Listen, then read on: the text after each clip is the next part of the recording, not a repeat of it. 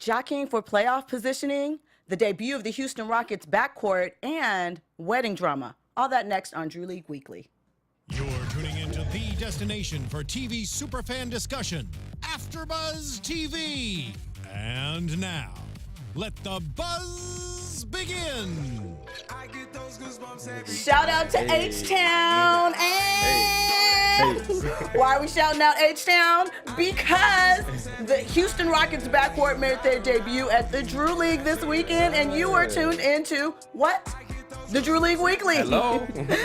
I'm your host, Jill Munroe, and by my side, holding it down, DeAnjilo. I gotta take it for two people because our boy Josh is he out there grinding, so always doing the producer thing. No, he's doing his thing. So I got two roles to cover today. A lot of pressure. It's a little hot over here actually. I think you can handle it. I think I got it. I think you got it online. Yeah. Right? Yes. So tell the people where they can find you. What's up, guys? You can hit me up on Twitter. I'm DeAnjilo TV. But more importantly, hit me up on Instagram. Let me know your thoughts. Follow me. I might follow you back. That's at DeAnjilo on Instagram. Jill, where can they find you? You can find me at Stiletto Jill. Hit me up. We like to talk basketball, hoops, sports, a little bit of drama on occasion. A lot of bit of drama. Sometimes we like drama. But right now, we're here to talk about Week 10, the final week of the Drew League, the crescendo. A lot of games going down to the wire for playoff positioning, but the most talked about game of the weekend everywhere, if you looked at ESPN this weekend, Fox Sports, was 6 p.m. Sunday between LA Unified and Hometown Favorites. Now, we've had them both as games of the week. We know Hometown Favorites features Darrell Wright and his brother DeLon Wright of the Toronto Raptors. And there were rumors that Russell Westbrook was going to show up. Yeah, man. Ooh, it was getting spicy if he had came out. It was, but Russ was at Disneyland with the family. I guess that's a good choice. He bypassed the weekend. But we got to see the debut on LA Unified of Hometown Favorites. And you see them on the screen right now. Chris Paul and James Harden rocking the backcourt. Of course, Bobby Brown, who also plays with LA Unified and plays with the Rockets, was the catalyst for bringing this together. So shout out to Bobby. Hey, shout out to him, LB. We're all witnesses. We are. So what basically happened is CP3 came out to the Drew League last weekend to check out James Harden play, his new teammate. And he said it was so much fun. He was back in town to go to his other new teammate, Trevor Ariza's wedding, which we'll talk about soon. And he threw on a jersey. So you got to see your first signs of the two of them playing together. Yeah. One thing I noticed right off the bat is there were definitely moments where it was kind of like, okay, who's handling the rock? Yeah. The offense flowed a little bit more smoothly with CP3 there. Shocker. I'm just saying. He's a natural point guard. He is, but James Harden's new role was as a point guard. Was as a point guard this season. So it was interesting to watch. I think, so James had 27, 12, and 6. CP had 13 and 10. You even had Bobby, he had 19 and 3, and the recruit Marvin Bagley was Marvin Bagley. I mean, that team is deep. Yeah, they are deep. Yeah, it's so he crazy. dropped 10 and 8. So like that was just cool to see that, see all of those guys together, all of those former, current, and soon to be NBA stars. But I think it's going to be a very compelling question to see in the season what's going to happen. But I think CP3 is a natural point guard. James Harden was a shooting guard before, and you have Mike D'Antoni with, as a coach, many deficiencies as a defensive coach, but as an offensive mastermind. So I think that's like if coaches were put in a situation or what they would have to want to figure out, trying to figure out how to maneuver Chris Paul and James Harden is a good problem to have, I think. It is a good problem. You know what else I thought was interesting is that for as long as Chris Paul played with the Clippers, this was his first time playing in the Drew League. Yep. DeAndre Jordan has popped through. And I feel like you've seen some video of CP3 and James Harden hanging out at concerts. I think they went to the Future concert in Houston. And I think this is a better fit for Chris Paul, it seems like, as far as the camaraderie that can be built up through, hanging out with your teammate and chemistry. I feel like this is going to be a better fit for him. I think so. Rumors, but you definitely believe so that him and Blake Griffin and Doc butted heads. But it's also interesting, James Harden didn't really put much effort when Dwight Howard was there. Dwight Howard picked Houston. He said he never really recruited him. I don't know if James Harden is learning from that or more so he's just more connected to Chris Paul. So I think like it's cool to see that the he's maturing in that way because he's still the leader, I would say, on Right. that basketball team. Do you think he's the leader It's now? an interesting question. I don't know. I think that all of that is going to be figured out, much like how we kind of saw what happened when LeBron came and joined With D-Wade. Kyrie. In Miami, yeah. the first time, where that first season was D-Wade and LeBron trying to figure out whose team it was and when to make their moves. I think you're going to see some of that in Houston because Chris Paul is a natural leader. Right. And I don't feel like he's ever been on a team, save maybe the Olympic teams, where he hasn't been in the forefront. And James has gotten very comfortable to a certain degree with being the leader of his team. So it'll be interesting to see how this all It is going to be shakes interesting. down. I think that I think about James Harden being with KD and Russell Westbrook. And he seemed like, he was okay with being the secondary guy, came off the bench. I mean, obviously he got traded at one point, but who's to know if he would have wanted to re-sign with them? It seemed like it was OKC's decision to get rid of him. So maybe I think he wanted to eventually be a starter, and that was where the problem was going to come into play. And it's hard to justify because even in those situations, D-Wade was the guy who won the championship. So it was like, I do have some things I need to teach you, LeBron. Right. When LeBron came to Cleveland, Kyrie, you do need to listen to me. I have won championships. Both of them, I would say, have the same level of playoff success. And both of them have been are long-term veterans. So it is going to be interesting who is the alpha in that situation because what do you have that I don't have? You know what I mean? I think it's going to be an interesting power struggle that we've never seen. It's going to be an interesting shakedown. Also in the building, D-Wade was in the building his first time checking out the Drew League. He said he was a little upset. He wanted to throw on a jersey. He would have joined hometown favorites. Of course, he and Darrell Wright were teammates back in Miami on D-Wade's first championship team. So we might be able to see. He can come through. I mean, the playoffs start next weekend, so I think it might be too late. I guess that'd be a little cheating that they bring D-Wade on in the playoffs. So, like I said, LA Unified were playing for their playoff lives. They beat hometown favorites by 1, so they're into the playoffs. And we also have an interview with Bobby Brown, who was kind of the catalyst for pulling this all together. He's a Drew League vet, has been playing since his high school team, spent time overseas, and played with the Clippers briefly, was drafted to the Timberwolves, fell off, went to China and these other places to build himself back up, worked his way back, and signed with the Rockets last season, was cut for a second, brought back on, and this summer signed a full season deal, I believe, with Houston. So, those dreams can happen if you work hard, and it all started at the Drew League in Westchester High School. It's interesting to say, when we're bringing the interview up, but it's interesting to see that, and I think that playing in the Drew League would play an impact because he wasn't a guy that many people were talking about. You know what I mean? So, and him being a catalyst and bringing them over, it just really shows how the NBA culture and the Drew League kind of really cross over. And what's also interesting is LA Unified at the beginning of the season was a team that they didn't have a very good record, and it seemed like they were holding out for the NBA stars to happen. And it just shows how when July comes, it's a whole different league. It's a whole different league. It takes over. So, we're ready with the LB interview, the Bobby Brown interview. Yeah, but and while we wait on that, actually we have it right now. Yep. Jill Munroe, we are live at the Drew League for AfterBuzz Sports, and we are standing here with Mr. Bobby Brown. Now, you know him from the Houston Rockets, but also he's a Drew League legend with LA Unified. You guys have been champs how many times? 4 championships. 4 championships. So how long have you been playing in the Drew League? I've been playing since high school. We had our high school Westchester team in it when we was younger, and we got beat up the whole season. I think we won 2 games, but that definitely molded us and helped us out to want to continue to play and compete at a high level when we got older. Okay, so since you're pro, why do you still come back every summer and play in the Drew League? What does it do for you? It does everything. I mean, this is the league I grew up in. I mean, it's for my family and friends, and it's the people here to come watch me play because when I've been in Europe for 7 years in China, and people don't really get to see me play that's in the city, or we're not on TV over there. So I want to come showcase, my ability and also play with my boys I grew up with. So that's why I come and play every year. So what's the biggest difference between playing in the Drew and playing professionally overseas and playing in the NBA? It's definitely different because, that's the NBA is the highest league in the world, and Europe is second to that. But then you have the Drew. It's like a mixture of both. You have guys that play in Europe, you got guys that play in the NBA, you got street ball people, you got, just people trying to make it, to that level that you're at or anything. So when you come out here, everybody competing. They don't care what your name is and none of that. So you just got to come out here and bring your A game every game because you might get embarrassed. And it's definitely, a transition for everybody to come out here and compete. So who's your biggest competition that you guys play for this summer? Who do you look for? BD, Baron Davis team. We played them last year in the semifinals. We lost. We was missing a couple pieces. James was in Europe. James Harden. Yeah, so he'll be back next month. Just let y'all know. But We obviously did this interview at the end of June. Playoffs is going to be tough, but we'll have our whole team back. Thank you. Appreciate it. Yeah. So. And that was before he got signed with the team, and the Drew League is almost two different leagues. When you have June and then when July, they're like just trying to stay afloat to our NBA stars guys, and that was before we even knew Chris Paul was coming. So it's really cool to be able to even get a little cursor of that. And man, if we got Russell Westbrook to come through, that'd have been crazy. Right. Yeah. Russ tweeted out today something about sources is the word of the summer, and what does that really mean, Russ?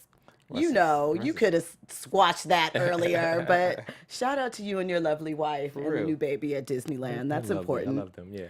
So it was 156 games for the regular season of the Drew League, and now we're down to the postseason action. So real quick, we want to run through what the matchups are for this weekend for the semifinals. And of note, if you're in the LA area and you plan on going down, the Drew League playoffs will be at LA Southwest College, the same place where tomorrow they'll be having the Drew League versus the Seattle Pro-Am League that features Jamal Crawford. I think Zach LaVine may be playing with them. Not sure he who can play else. right now? Interesting. Oh, well, wait, no. He just he's hurt. He played last time they played, so I guess maybe he might just be there for support. But he's coming back from injury, so he won't be doing anything. The number one team is Birdie's Revenge. That's rapper The Game's team. They are undefeated in the Drew this summer. Also feature Frank Nitti. We've shown him several times as our dunk of the week. He's also the player of the week this year. Yeah. Co-MVP from last season, in the running for MVP this season, versus the Jaguars, BB4L, which Bobby mentioned, versus LA Loop. That's one of Keon Kendrick's teams. We interviewed him early in the season. No Schnacks versus Footprint. And number 2, Houdini's Problems versus number 7, the Closers.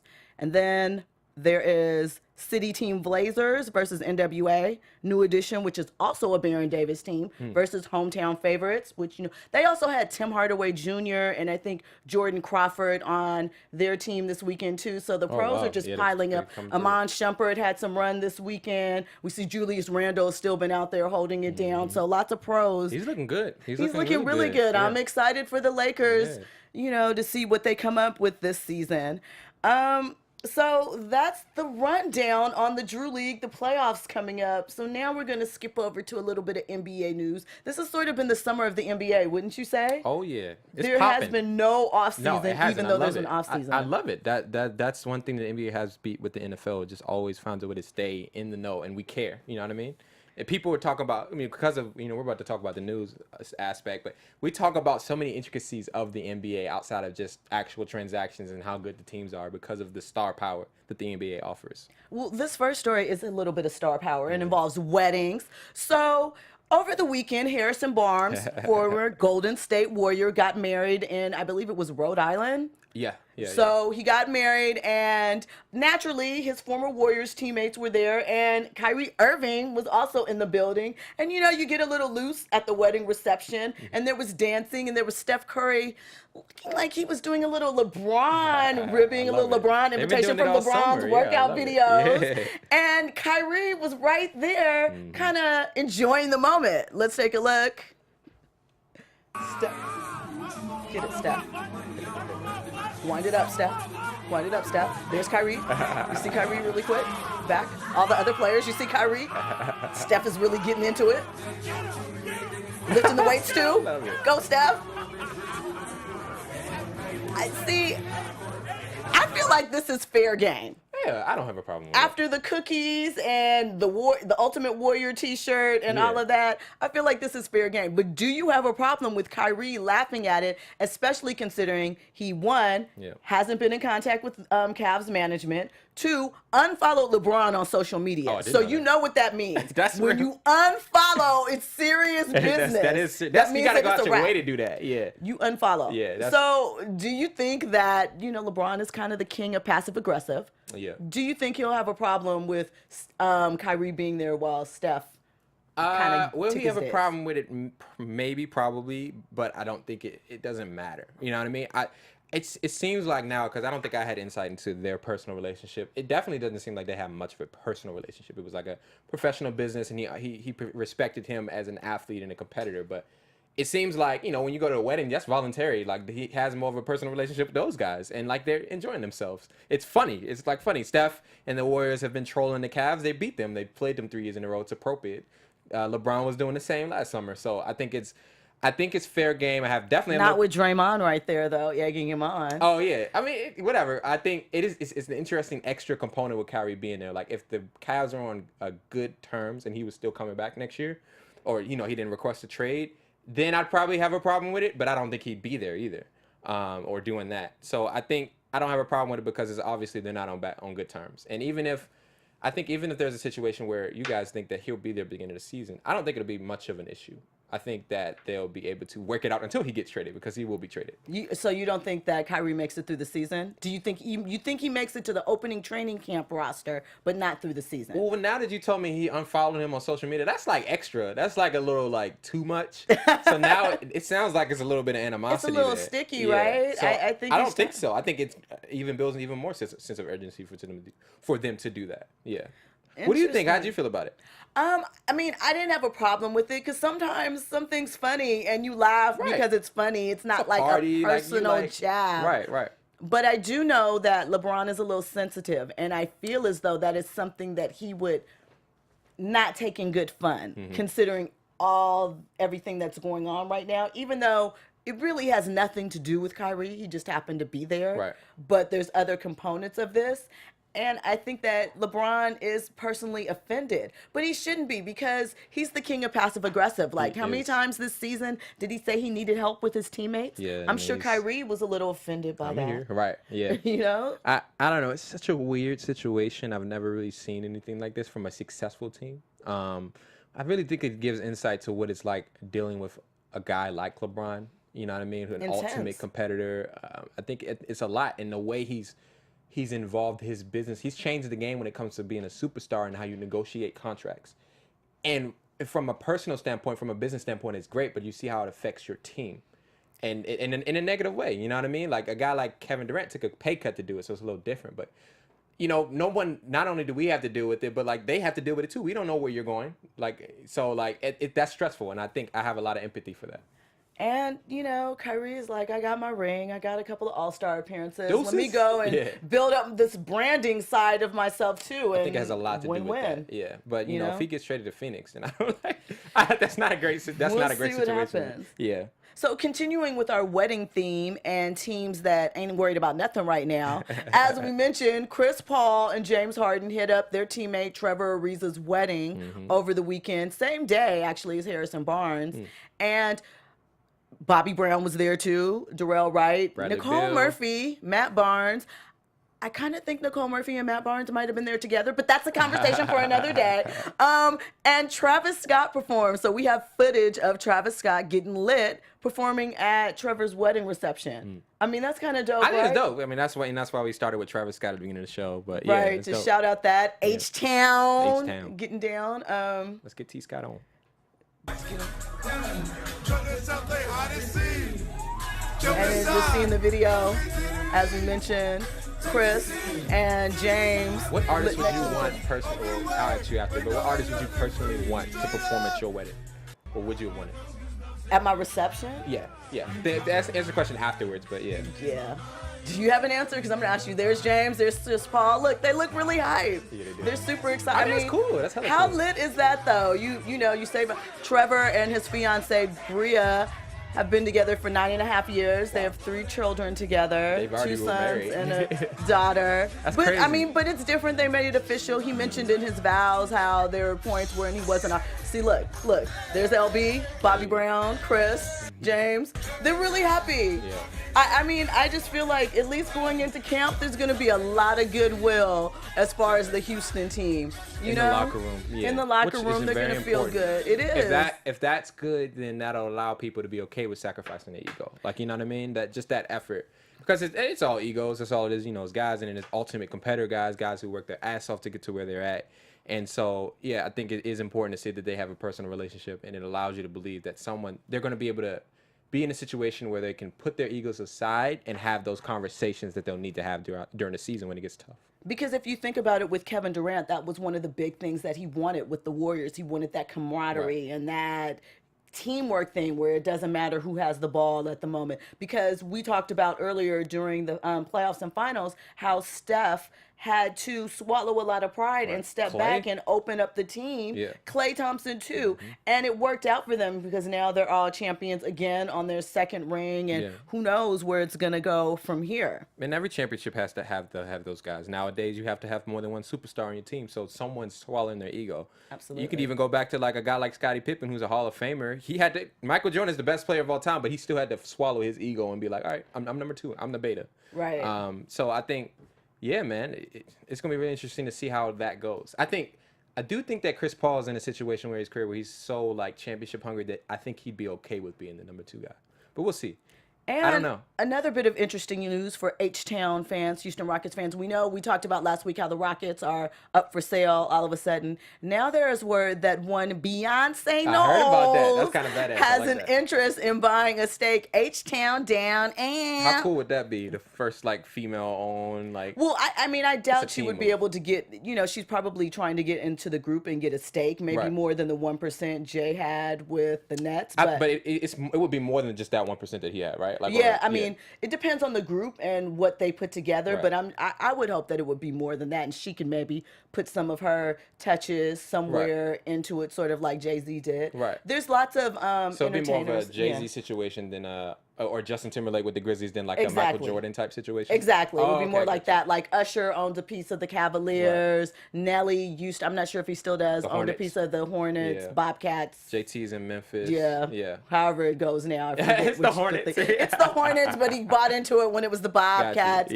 Serena Williams, Venus Williams, and Jennifer Lopez. Right? Own a piece of the Dolphins. So there's a lot of these situations out and about out there. That'd be cool. So, Beyonce's just out here living out my dreams. Right. I would love to be a partial owner of an NBA franchise. Anyway, moving along. I don't know this. Well, wait, really quickly. You had a question about who I would want to perform at my wedding reception. Live. A dead or alive, whoever. They're probably like Prince and Beyonce. Yeah. That would be dope. Prince and Beyonce. Okay. Michael, maybe Janet, just to have a Legends of the Fall thing really quick, full-on concert. I don't know. Or somebody that's really dope with slow jams so it could like serenade us. What about you? I don't want him to steal my girl while he's performing, but I would want Maxwell to be to perform at my because that's one of my favorite artists. Erykah Badu would be hella cool. I love that neo soul era. You want that at your reception? Yeah, because it's like great lyrics. You know what I mean? It's like you want to hear lyrics after that? What? I'm just giving you a hard time. I need some emotional stuff. Some emotional stuff. I'm trying to turn up. We're celebrating. Okay. J. Cole will depress me, so I can't do that. But yeah, I would want to hear some R&B so we can some R&B or whatever. Yeah. Okay, I like that. I'm with that. Yeah. So, really quick, let's talk about another member of the cast. So, sensing a theme. I heard about this, yes. J.R. Smith. Now, Tracy McGrady, as we know, was nominated to go into the Basketball Hall of Fame this fall. And he was talking about the fact that he's never won a career. And if you followed T-Mac's career, injuries during his prime when he was in Orlando, Houston, he tried, didn't quite have the team around him. So, he never I don't even think he got to play in a Western Conference Finals. He never got out the first round, did he? I don't think so. Yeah. So T-Mac never won a ring, but scoring was one of the greatest to ever do it. But these things happen. So he said that for him, anybody can win a ring. It means something more to go into the Basketball Hall of Fame. Yeah. I'm.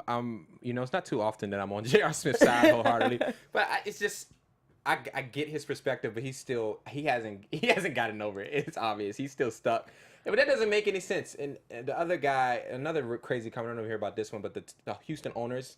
He was talking about how there shouldn't be awards and then Blake Griffin had responded to it and he was like, oh yeah, we shouldn't have a championship either. We should just have participation. You have it just doesn't just get over it, bro. You're just salty because you didn't get there. And I understand you have to say something. Yeah. Maybe say something more like, I wish that I had made it that far, but I didn't. But I still had a great career, apparently a Hall of Fame career. Right. So and he did. There's just, some things you can't have everything. What do you think? What is more honorable, a championship or or being in Hall of Fame? I mean, they both carry so much weight. I understand what he means because, like, for example, Matt Barnes came in at the end of the season with the Warriors. He Right. got a ring this year. I love Matt Barnes, so I have no problem with it, but some Right. people might not say he deserved it. Or guys that are David on the West. team, Yeah. but, you know, not on the active roster. But I feel like they're there. They put in the work, so they deserve that ring. And the Hall of Fame, most of the time, is an individual award, and Right. it's different. I think they're both incredible honors, Yeah. and really you can't dismiss one or the other. But the point of playing the game is to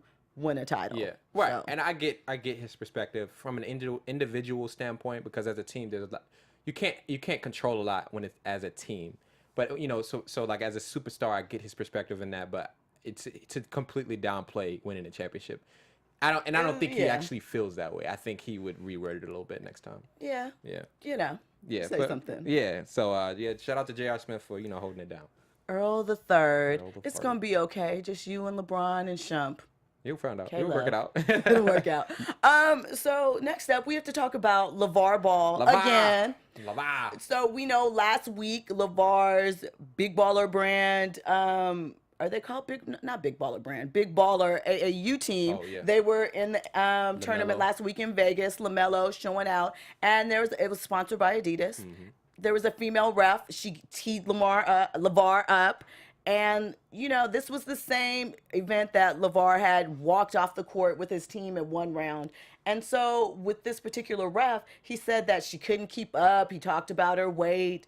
He had a lot of inappropriate things to say. So now people are saying that we liked Lavar's antics before, but now he's seeming a little misogynistic when you compare that with the comments he made to the FS1 host Kristen Leahy about stay in your lane. Right. You know, people were writing for him at that point because she had said certain things about him as a father, but now they're kind of looking at him sideways. So Right. what are your thoughts on Adidas removing the ref from the game? They've since come out and say that that was a bad move on their part. They don't condone that. To remove their. To that they removed the female ref from the game that he was okay. in. Mhm. But do you think that he shows shades of misogynism, or do you think that it's just Lavar being Lavar and just rolling with the attention? Oh, I mean, well, in my opinion, it was misogynistic, but I think the bigger point is who Lavar is as a person.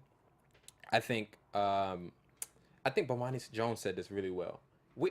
Me personally, we all know someone like this. Absolutely. But these people usually don't have a mic in front of them and have so much buzz. And people like that are like stuck in their ways in a sense that like they don't care like about how it's coming off. That we're in a very TV trained area. He's not a TV trained guy, and he's not trying to be. At all. And who do you want to blame on why he's getting so much attention, the media or the people paying attention? That's the question. But from the standpoint of, does this change my opinion of him? No, because it's not something I'm surprised to hear him say because of what he's done so far. His agenda, he has one agenda. He's trying to get buzz on his guys, all of them, all his sons, and he's accomplishing that. And how he goes about it, sometimes I agree with it, sometimes I don't. Right. In this situation, of course I don't agree with it. It was inappropriate to say, but yeah, that's it. There's nothing else to say. How do you feel about that? I feel very similar to you. I think that we all know a Lavar, especially not just for me. Remember guys like him growing up. I've seen guys like that around basketball, especially around AAU. These ex-athletes that are kind of a little failed, didn't quite make it, but right there, he's obviously a great dad and an excellent coach. Yeah. And so you're going to take a little good with the bad. But for me, I think that I don't view Lavar as problematic. I'm not surprised that he thinks of women in a certain That's not type of surprising form. at all, yeah. He is what he is, and I feel like there's a lot of faux outrage. Not that that's not a reason to be upset and that it shouldn't have happened and people shouldn't have spoken out about it. But I think Lavar, at this point, we all know what Lavar Ball is. Yeah, we agreed. know what he's going to do. We know his agenda. So He's just buzzing right now, and Yeah. there will be a time where he won't be, like, he'll still be saying these things, but we won't be paying attention as much. Maybe we got to Maybe. see what I don't happens know, but next you get season. If he superstars starts to- talking about his, Actually, you're right. Yeah, because Lonzo's teammates, we'll see. Magic might be like, hey. That's gonna be interesting to see if he does stuff like that. But he's a father. He's a fan. Like, you know what I mean? He's not a reputable source. You know, he's just getting attention because he's interesting. He's very compelling. And I think. I love that. I wish we should open with this. The Shaq diss track. Did you hear that? We sure should have. But Shaq was spitting straight facts. The things, that's one of Shaq's best tracks of all time. It really is. And I like, he had. And Shaq has gone platinum several times. That's what I'm saying. He's like this most successful basketball rapper, even though we make fun of him. He has a track with Biggie, which wasn't that bad. Like, so it's just like. It was. I actually liked that. Like the beat, I was kind of like rocking with it a little bit. And I mean, he had jokes in it. He did. It was funny. Yeah. Well, maybe next time. If you guys haven't checked that out, hit up the internet. Shaq's diss track of Lavar Ball. Lavar's response was weak. He doesn't care. He just wanted the attention. Right. He also said that he would beat Jordan once again 1-on-1. So Jordan's flight academy was taking place this weekend. So a reporter decided to ask him what he thought about that. Now, Mike said, usually I don't get into stuff like this, but since you asked me, I think the funny thing about this is that that this had reached Mike a long time ago because he knew how many points Lavar averaged in college on his basketball team. Right. And he also said, basically, I could beat him with one hand. Did he say one leg or one hand? Yeah, I could beat him one leg broken. And Lavar Ball responded that something Lavar-esque. He just likes the attention. He's just keeping it moving. It's cool, like, to be able to say stuff like that and get Michael Jordan to respond, to have Shaq like, I think it's kind of cool. Like, I'm almost jealous. Like, it's just like, you know what I mean? Obviously he's playing super profound things, and who's to know if he actually believes what he's saying. Like, if I were to I don't think he believes I don't think so. Saying, if I were to analyze that, right, as a competitor, I'm always gonna think I got an opportunity, but like, practically speaking, no, I don't think I would beat Michael Jordan 1-on-1. But like, would I go out there and try? Hell yeah. Absolutely. I might even like try to make it look like I believe I am. So I believe I would win. So like, I get that perspective of it, but there's no actual depth to what he's saying in this situation. He's just talking. Do you think he's made it harder on his sons, all of them, not just Lonzo, but Melo and DeAnjilo, as far as all of the mouth he's given and all the attention he's given, because there are fans that are so opposed to him and his methods that they're hating on them? Do you think there's credence in that? Do you think it matters? What he's done has pros and cons. What he's done is going to make them more money because there's buzz around them. The amount of attention we're giving to Summer League and what shoes Lonzo Ball is wearing has nothing to do with Lonzo Ball's personality. It has everything to do with Lavar Ball. The fact that we're watching an AAU game. We don't watch AAU games. LaMelo against Zion Williamson. 80,000 streams. You know what I'm saying? So that's the positives he's doing. The negatives, yeah, he wows out his mouth, and that's why like the top point guards in the league are going to be coming at Lonzo all season long.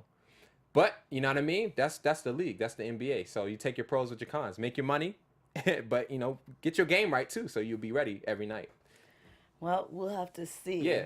And lastly, let's talk about. Wait, what do you think before we? My bad. What do you think about that? About your question you asked me, his credence.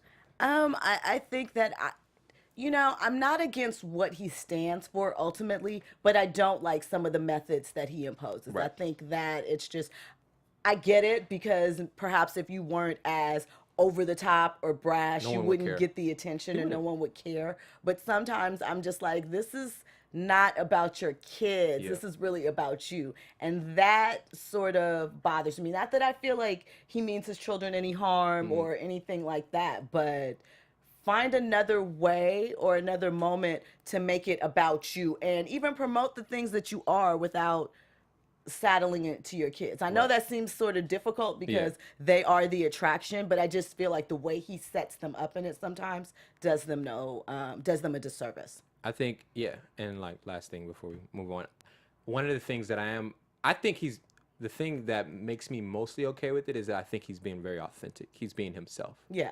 If someone was putting this on, it'd be a whole different situation. If like he was different behind the cameras, he's just he's himself all the time, which is a problem, right? But at the same time, I get it. I get that, so. It's entertaining. It is entertaining. It's entertaining. Yeah. I'm amused. I'm too. So lastly, the big three has been rolling this summer, hit Dallas this weekend, and shock and surprise, a guy that hasn't been on the court but was a huge draw for the league didn't even show up this weekend. Allen Iverson was a no-show. What do you think about that? Are you surprised by that? TMZ says they heard that AI was somewhere in a casino gambling. We don't know if it's true, but sounds like it could be true, right? Well, it hints at one of the problems with the big three is in calling out a responsibility from the players, and who knows if, because the story about Gary Payton not showing up to a media thing, he's not getting. He said straight up, I'm not getting paid for this. Like, this is not a requirement. You know what I mean? So, I'm here because I want to be here. Oh, so he meant he wasn't getting paid for the media thing, because surely they make some money from I don't being know. involved in the league. I haven't looked it up. I think because AI's replacement was DeMar Johnson, who's a friend of mine. We have to ask. I think they have to be getting some type of money, because they are taking time out, and the league is making money. Right. So, and we know some of those guys haven't seen an NBA paycheck in a long time. Good little bit. Right. So yeah, I think it doesn't surprise me. It's a little disappointing, but AI is gonna be AI. So overall this summer, we've heard highlights, bits and pieces about the big three. Would you deem it as having been a success? Do you think that it'll make a return next summer with obviously probably some refinement, or do you think that this is something that's kind of not really sustainable? It depends on the athletes if they want to return. It is less of a sizzle if AI is not a part of it, but the videos I've seen, it seems like the athletes definitely care. Like you saw Steven Jackson and Charles Oakley getting in an argument. Right. Yeah, so stuff like that. If it was more... Two known NBA goons that are about that life. Exactly. Exactly. And, if it was more accessible, I'd watch it. If it was on ESPN2 or something like that, if it wasn't on like Fox Sports 1, like I would check it out and see what it's about. But that's the only negative I would say. I think it'll be a straight business decision, because I think there's enough buzz to return. Like, if there's enough cost reward from the standpoint of Ice Cube and them making the decisions, I think they'll come back next year. Okay. What do you think? I feel like it obviously seems to do better in the smaller markets, because those are the areas that don't have as much access to pro players in general. Right. I think that it'll come back. I think that now that people have seen how it worked, like we talked about how there were some changes to the point system because they were getting tired and things of that nature. And I mean, game day is like 6 hours. Nobody wants to sit there for 6 hours and watch all of this. So I think that there will be some adjustments made to how game day is run and so forth. But I think that there's room for it, and I think that it's entertaining in a summer that always could use more basketball. Well, and of course, there's always those questions. Could your team have beat the Warriors? Right. We love those questions, because who's going to say yes? Right. Everybody says yes, unfortunately. But yeah, So that's pretty much it. The Drew League final week of regular season play. The playoffs are this weekend. Do you have any predictions of what team you think is going to make it through? I don't know if Chris Paul's returning, but if I think that was a one and done. Okay. Even without him, James Harden, Marvin Bagley, Bobby Brown, that team has been hot, and I expect them to continue. I would love to see them play the games team and see how that goes down, since they're still undefeated. I hope that's the championship, and we'll see how it goes. How about you? That sounds like a great matchup to me. Excited. Sorry, Keon. But that sounds like, undefeated. They've been catching fire. Great plays. So always fun to see that, and to get a peek at the would-be second in command for the Western Conference, I guess, the Rockets. I'm slipping over my Clippers because I don't know. Speaking of the Clippers, Danilo Gallinari broke his thumb. Hey, get used to that. He does that a lot. I remember when he was with the Nuggets, and he always gets hurt. He's actually a very good player, but he's never healthy. I mean, that was out there with the thug life. He swung at a player. He did? Oh, was that the That's reason? how it happened. Yeah, he was like fighting in the court with the player. He getting his goon stripes. So maybe, he could be that for the Clippers. I don't know what this Clippers team is going to look like this year. Good luck with that. They'll be good if they stay healthy, which is the problem.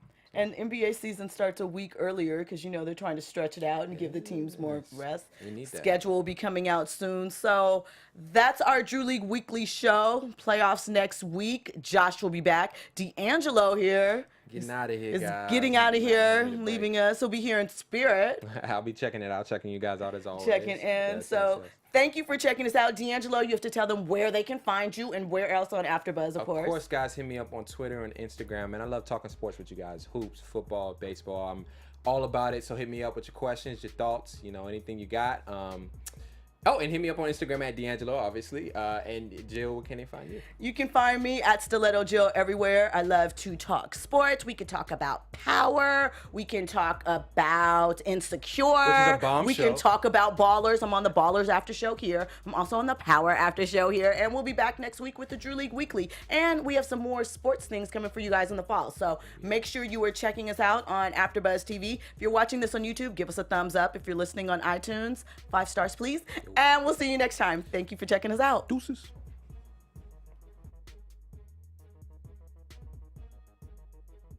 From executive producers Bria Menounos, Kevin Undergaro, Phil Svitek, and the entire AfterBuzz TV staff, we would like to thank you for listening to the AfterBuzz TV network.